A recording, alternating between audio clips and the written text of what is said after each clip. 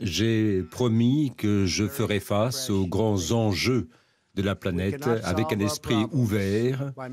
On ne peut pas régler les problèmes en faisant toujours les mêmes hypothèses et en répétant les stratégies du passé qui ont tout échoué. Il faut de nouvelles approches et ce que j'annonce aujourd'hui marque le début d'une nouvelle approche par rapport au conflit entre Israël et les Palestiniens. En 1995, le Congrès américain a adopté la loi sur l'ambassade à Jérusalem en invitant l'administration américaine à déplacer son ambassade à Jérusalem en soulignant que cette ville, et c'est important ici, est la capitale d'Israël. Cette loi a été promulguée par le Congrès avec une majorité énorme et bipartisane et a été reconfirmée par un vote unanime du Sénat il y a seulement 6 mois. Et pourtant, depuis 20 ans, chaque précédent américain a exercer ce qu'on appelle la dérogation de la loi en refusant de déplacer l'ambassade et la porter à Jérusalem ou même de reconnaître Jérusalem comme étant la capitale d'Israël. Les présidents ont émis ces dérogations en pensant qu'en retardant la reconnaissance de Jérusalem, on ferait avancer la cause de la paix. Certains estiment qu'ils ont manqué de courage, mais que c'était leur jugement qui s'appuyait sur les faits tels qu'ils les connaissaient ou tels qu'ils les comprenaient à l'époque. Et pourtant, les faits sont là. Après plus de 20 ans de dérogation, nous ne nous sommes pas plus rapprochés d'un accord de paix durable entre Israël et les Palestiniens. Ce serait une folie de supposer qu'en reproduisant la même formule, on obtiendrait aujourd'hui un meilleur résultat ou un résultat différent. Et c'est la raison pour laquelle j'ai estimé que le moment est venu de reconnaître officiellement Jérusalem comme étant la capitale d'Israël. Les précédents présidents ont fait la même promesse de campagne, mais ils ne l'ont pas tenue. Eh bien aujourd'hui, je tiens cette promesse. J'estime que ce choix, cette action, va dans l'intérêt du peuple américain, mais également va dans le sens de la recherche de la paix entre Israël et les Palestiniens. Cette mesure aurait eu lieu il y a longtemps pour aboutir à un accord durable. Israël est un État souverain qui a le droit, comme toutes les nations souveraines, de déterminer sa propre capitale.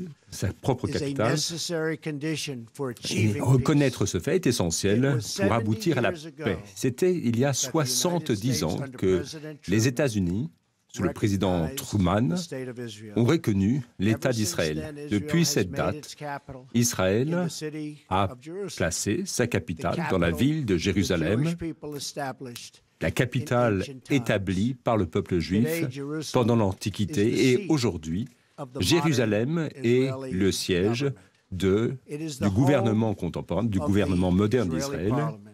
Il est le siège du Parlement d'Israël, la Knesset, ainsi que de la Cour suprême israélienne. C'est le lieu de la résidence officielle du Premier ministre et du Président. C'est le siège de nombreuses administrations et ministères. Pendant des dizaines d'années, les présidents américains, les secrétaires d'État et les dirigeants militaires qui se sont rendus en Israël ont rencontré leurs homologues à Jérusalem, comme je l'ai fait lorsque je me suis rendu en Israël cette année. Jérusalem n'est pas simplement le cœur de 3 grandes religions, mais également le cœur de l'une des démocraties les plus efficaces de la planète. Depuis 70 ans, le peuple israélien a construit un peuple où les Juifs, les musulmans et les chrétiens, ainsi que les peuples de toutes les confessions, peuvent vivre et mener la religion qu'ils entendent selon leurs croyances. Israël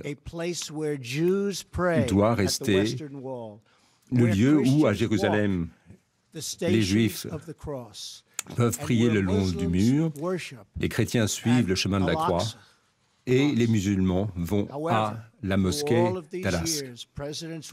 Mais pendant toutes les années où les présidents représentaient les États-Unis, aucun président n'a voulu reconnaître Jérusalem comme étant la capitale d'Israël. Et en fait, nous avons refusé de reconnaître toute capitale d'Israël, mais aujourd'hui, enfin, nous reconnaissons l'évidence, à savoir que Jérusalem est la capitale d'Israël. Ce n'est ni plus ni moins qu'une reconnaissance de la réalité, mais également, c'est ce qu'il faut faire, c'est quelque chose qu'il faut faire. Et c'est la raison pour laquelle, en conformité avec la loi de l'ambassade à Jérusalem, j'ai donné instruction à l'administration de déplacer l'ambassade américaine de Tel Aviv pour la reporter à Jérusalem.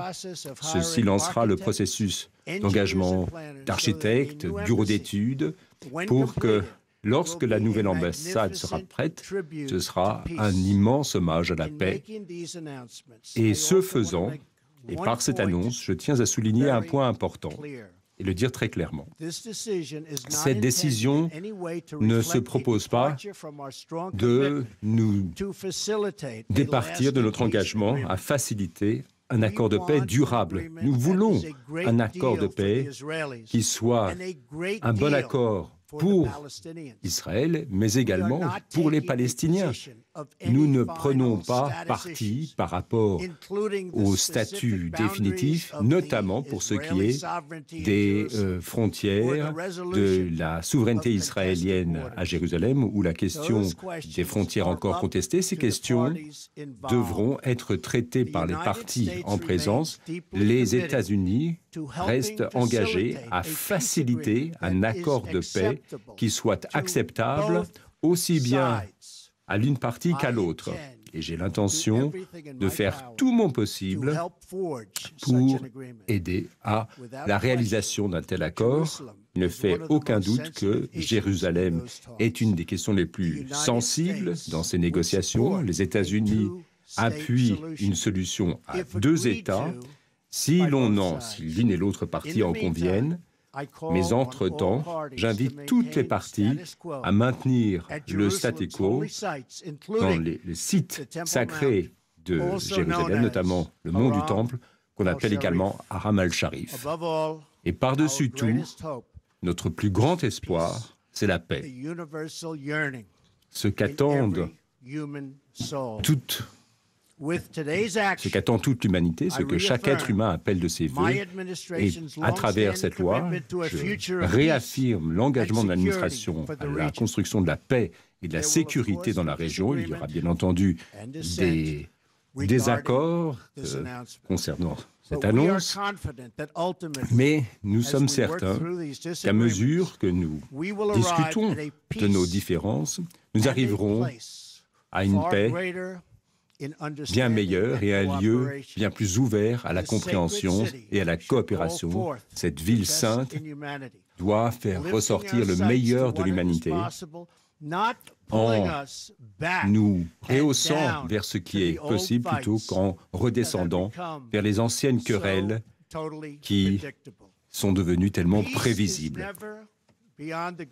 La paix n'est jamais au-delà de l'atteinte de ceux qui veulent l'atteindre, et ceux qui appellent au calme, à la modération, aux voies de la tolérance. Nous voulons que ces voies-là l'emportent sur les voies de la haine.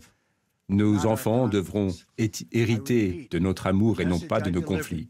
Le message qui est le mien est celui que j'ai prononcé au sommet extraordinaire en Arabie Saoudite cette année est le suivant.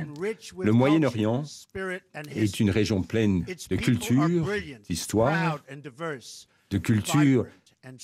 Son peuple, ses peuples sont dynamiques, mais l'avenir extraordinaire qui attend cette région et tenu en retrait par l'effusion de sang, l'ignorance et la terreur.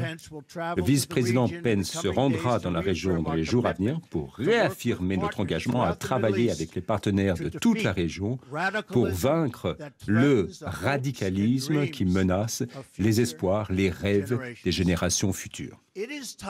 Le temps est venu pour tous ceux qui le désirent, pour tous ceux qui attendent la paix, d'expulser les extrémistes de leur rang. Le moment est venu pour toutes les nations civilisées, pour tous les peuples civilisés, de répondre au désaccord par le débat plutôt que par la violence. Et le moment est venu pour les voix jeunes et modérées dans toute la région du Moyen-Orient de s'exprimer et de revendiquer un avenir brillant et radieux. Aujourd'hui, je vous propose de nous réengager sur la voie du respect mutuel, de la compréhension mutuelle, en ouvrant nos cœurs et nos esprits au monde du possible, à toutes les belles possibilités. Et j'invite tous les dirigeants de la région, politiques comme religieux, israéliens comme palestiniens, juifs, musulmans ou chrétiens, de nous rejoindre dans cette noble quête d'une paix durable. Merci et que Dieu vous bénisse, que Dieu bénisse Israël, que Dieu bénisse les Palestiniens et que Dieu bénisse les États-Unis d'Amérique. Merci.